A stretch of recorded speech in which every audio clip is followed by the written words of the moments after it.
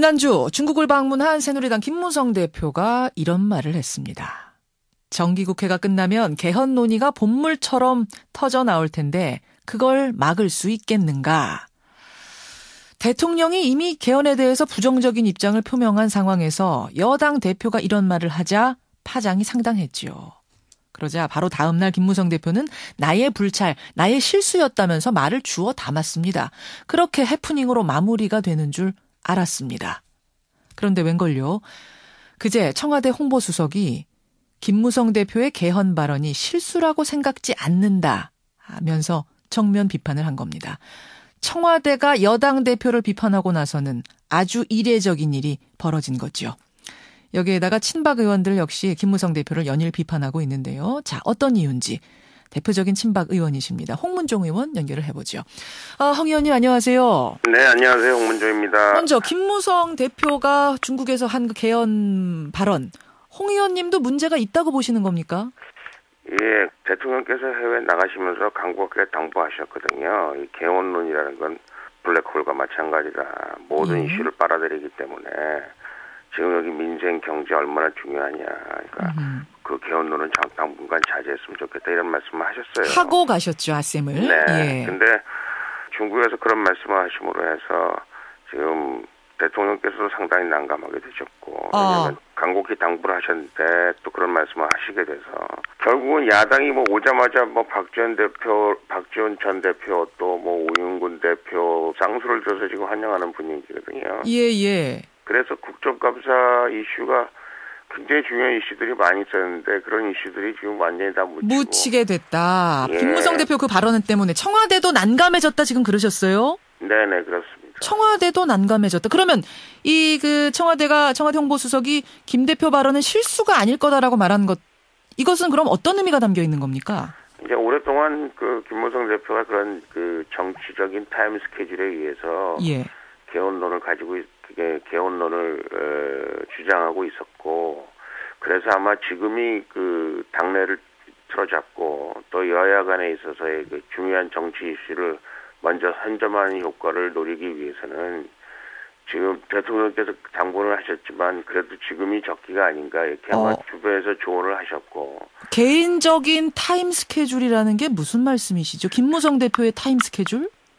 김무성 대표가 이제 당에 지금 그 대표 대신 하셨지만. 예. 그래도 뭐 당내 김무성 대표가 절대적인 지지를 얻어서 된 건 아니고.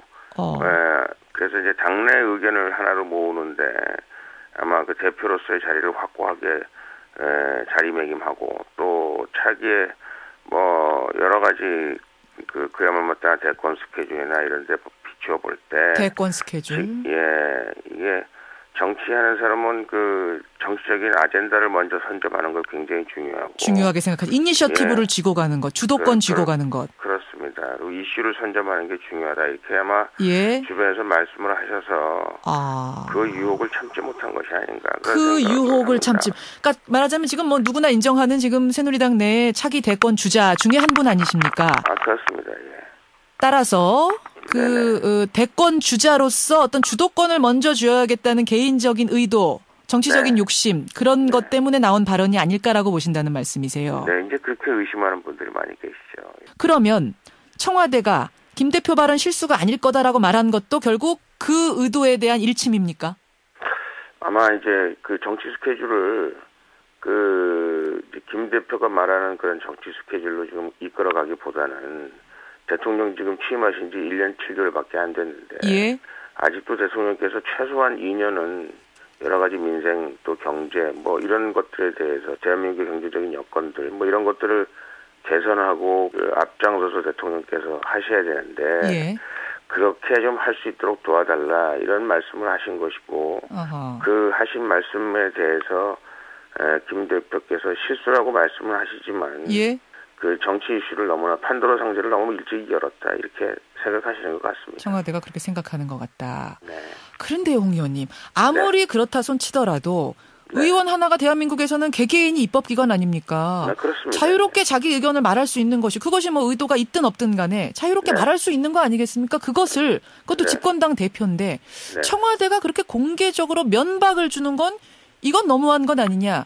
국회의원 전체를 얕본 건 아니냐 이런 얘기 나오는데요. 네, 그거는 또 정치하는 사람 입장에 있어서는 또 그렇게 얘기할 수 있을는지 모르겠습니다만은 정부와 여당이라는 것은 이제 호흡을 맞춰서 수레의 양바퀴라고 저는 생각을 합니다.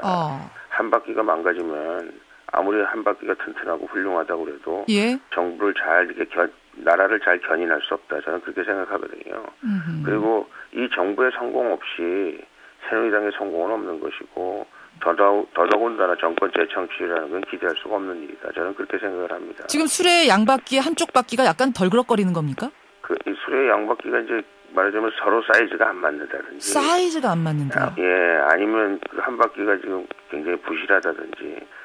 아니면 한쪽 바퀴는 앞으로 가려고 그러는데 한쪽 바퀴는 뒤로 가려고 그런다든지. 전진후진 막 안 맞아요. 박자가 안 맞아요. 속도가 안 맞는다든지. 이러면 이것이 굉장히 어려운 결과를 초래한다는 건 너무나 뻔한 사실이고요. 그것 개헌론 자체가 지금 당내에서도 많은 분들이 지금 개헌론 자체를 반대하기보다는 시기적으로 저 역시도 계속 그런 말씀을 드렸고요.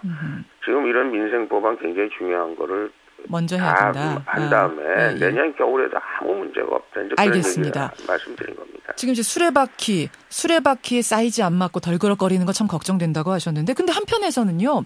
네네. 청와대와 당이 서로 견제하면서 가는 것. 즉 청와대 앞에서 여당 대표가 당당하게 제 목소리 낼 줄 아는 것에 대해서 박수 보낸다. 이렇게 격려하시는 분들도 계시던데요. 야당은 그렇게 얘기할 수 있겠죠. 그리고 이 정부가 성공하기를 원치 않는 사람들은 또 그렇게 얘기할 수 있고. 그렇게까지 보십니까? 김무성 대표 주변에 좀 성급하게 생각하고 있는 사람들은 지금 무슨 소리를 하고 있냐.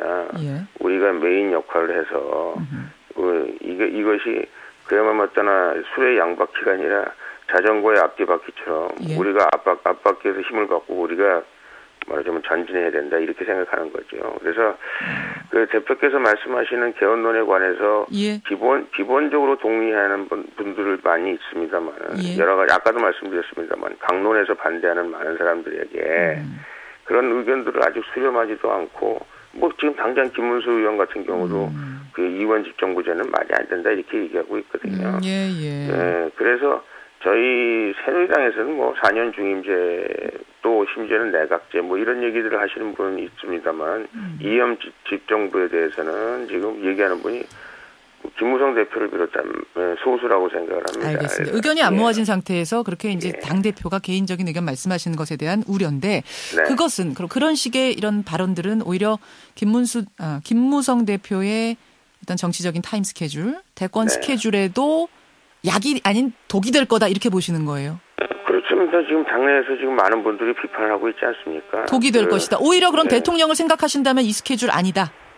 그렇죠. 그리고 대통령과 같이 가야 김무성 대표도 그야말로 맞다나 대권을 생각하고 계시건 정치적 리더십을 생각하고 계시건 그 리더십이 확고해질 수 있지 않을까 생각하는 분들이 많이 있습니다. 새누리당 안에서 나오는 이 이야기들 도대체 어떤 이야기인지 오늘 직접적으로 좀 들어봤습니다. 홍문종 의원님 고맙습니다. 감사합니다. 새누리당 대표적인 친박 의원이죠. 홍문종 의원이었습니다.